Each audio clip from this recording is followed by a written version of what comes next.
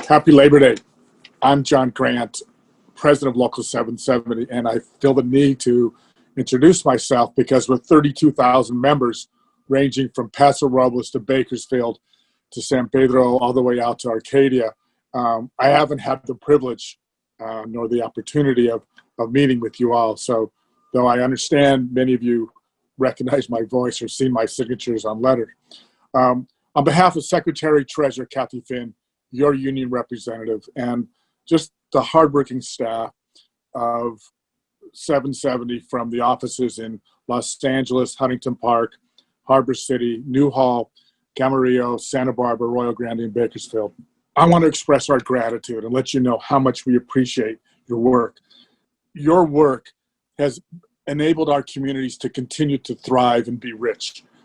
We represent workers in grocery stores, retail drugstores, pharmacies, sanitation drivers, meat packers, meat processors, beauty culturists, barbers, healthcare workers at Kaiser, optometrists, cannabis workers, all of you. That's what makes our community strong. That's what makes our community rich and something that thrives. But beyond that, I want to highlight and raise up the work that you did around this horrific pandemic that began last March and February. It was your voice, your articulation of what was going wrong in your workplaces that enabled us to establish protocols, fight for protocols to at least lower the risk. You had delegations that went to management. You walked off the job. You exhorted others to, in fact, join you in job actions. We petitioned city councils, board of supervisors, the state legislature, and the governor. We had rallies, protests, demonstrations, walking, picket signs, all sorts of banners. That enabled us to gain protocols that were unsurpassed in this country, that in fact have provided some measure of protection for us within the stores, for not only for you in the workplace, but for the community as a whole. And that has to be recognized. The second thing I want to do in this measure is answer some questions about the hazard pay and when is this going to be over. On the hazard pay, there was a hazard pay video that a number of workers from the Tri-Counties put together. Brianna, Erica, Michael, Terrence talked about the importance of hazard pay.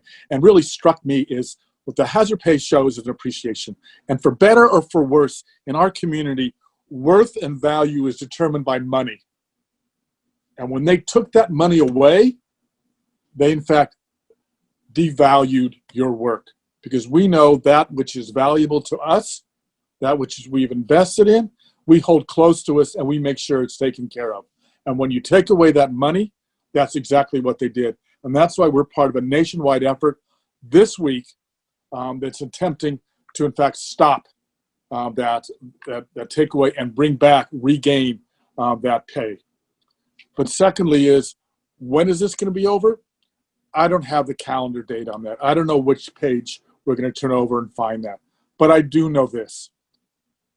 And I know this in my heart, and I know this intellectually from the 44 years that I've been doing this, is that when we recognize our power, when we begin to recognize and exert it, and when we stand together with others who've similarly done it, we will in fact find that justice. We've done it since March.